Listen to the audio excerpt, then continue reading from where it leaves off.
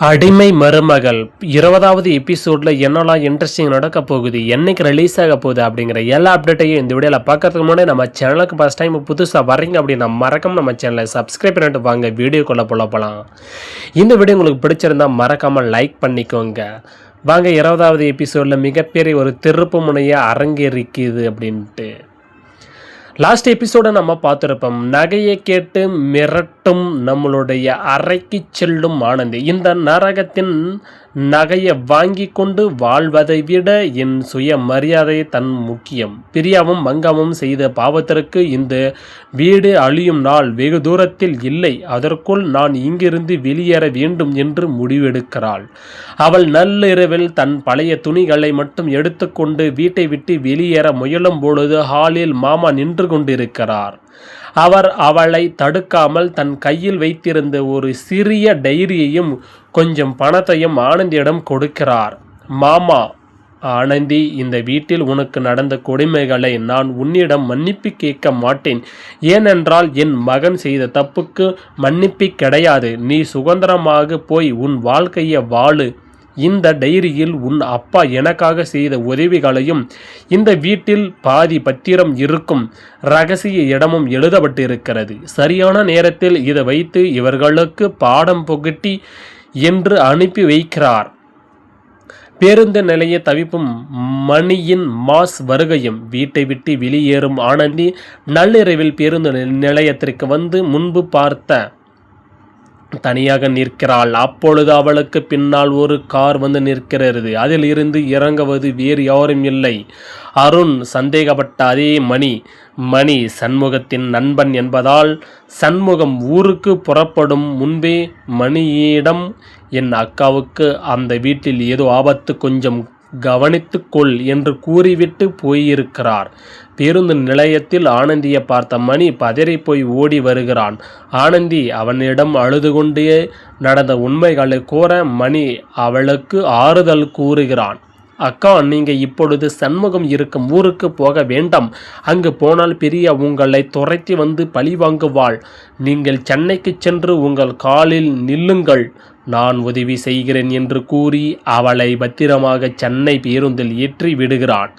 விடுந்ததும் வீட்டில் வெடித்த பூகம்பம். மறுநாள் காலை ஆனந்தி வீட்டை விட்டு ஓடிவிட்டாள் என்பதை மங்காமாவும் பிரியாவும் கண்டுபிடிக்கிறார்கள். பிரியா உடனடியாக அருணுக்கு போன் செய்து, பார்த்தாயா அண்ணா, நீ சந்தேகப்பட்டது உண்மைத்தான்.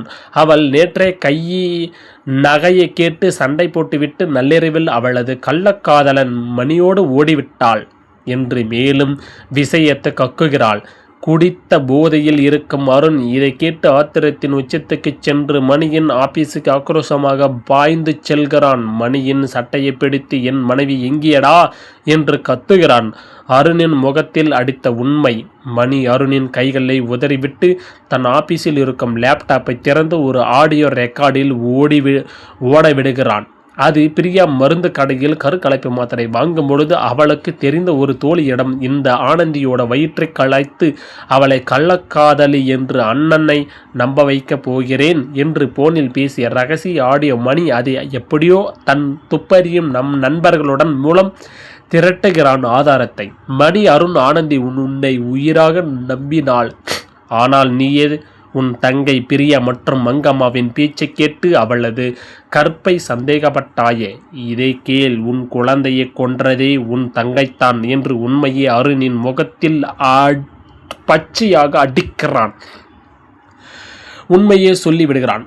அதிரடி கிளைமேக்ஸ் ட்விஸ்ட். த கொலாப்ஸ். ஆடியோவை கேட்டு அருணின் ஒட்டுமொத்த உலகமே இடிந்து விழுகின்றது. ஒரு ஓரமாக உட்கார்ந்து புலம்பி தள்ளுகிறான். ரொம்பவே ஃபீல் பண்ணுகிறான்.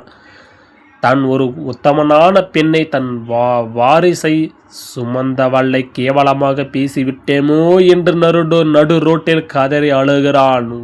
ஓடி வீட்டிற்கு வந்து பிரியாவை மங்கம்மாவும் பார்த்து மிருகத்தை போல கத்துகிறான். அவன் பிரியாவை மங்கம்மாவும் அடிக்க பாயும் பொழுது மாமா குறுக்க வந்து, அவர்கள் அடிக்க உனக்கு எந்த உரிமையும் இல்லை அருண், அவர்களாவது வஞ்சகம் செய்தார்கள். ஆனால் நீ கணவனாக இருந்து ஆனந்தியின் கழுத்தை அறுத்தாய். இனி இந்த வீட்டில் யாரும் இல்லை என்று கூறி வீட்டின் கதவை பூட்டிவிட்டு அவரை வீட்டை விட்டு வெளியேறுகிறார். எபிசோடு முடிவில் மிகப்பெரிய ஒரு திருப்பு முனை அமைஞ்சிருக்கிறது.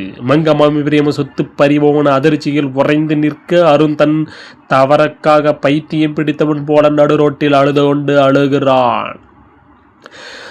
மறுபுறம் ஆனந்தி சென்னை பேருந்தில் கண்ணீரை துடைத்து கொண்டு ஒரு புதிய கம்பீரமாக பின்னாக பயணத்தை தொடங்குவதுடன் எபிசோடு 20 முற்றிலும் புதிய கோணத்திலேயே முடிகின்றது. இந்த வீடியோ உங்களுக்கு பிடிச்சிருந்தால் லைக் பண்ணிக்கோங்க. நம்ம சேனலை ஃபஸ்ட் டைம் புதுசாக வரீங்கன்னா மறக்காம நம்ம சேனலை சப்ஸ்கிரைப் பண்ணிக்கோங்க. இந்த தேர்ஸ்டே 4 o'clock ரிலீஸ் ஆக போகுது ரியல் வீடியோ பார்த்து தெரிஞ்சுக்கோங்க. லாஸ்ட் எபிசோடு மிகப்பெரிய ஒரு திருப்பு முனையாக இருந்தது அப்படின்னு சொல்லலாம். ஆனந்தையும் நல்ல கம்பீரமாகவும் நம்ம மாமியக்கிட்டையும் அதே மாதிரி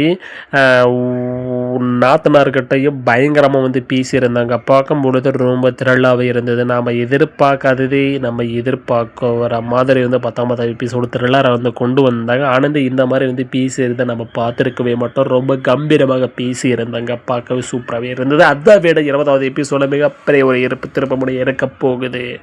இந்த ஏஐ ப்ரெடிக்ஷன்ஸ் எப்படி இருந்தது அப்படிங்கிறத மறக்காம கமெண்ட்ஸில் வந்து சொல்லிட்டு போங்க.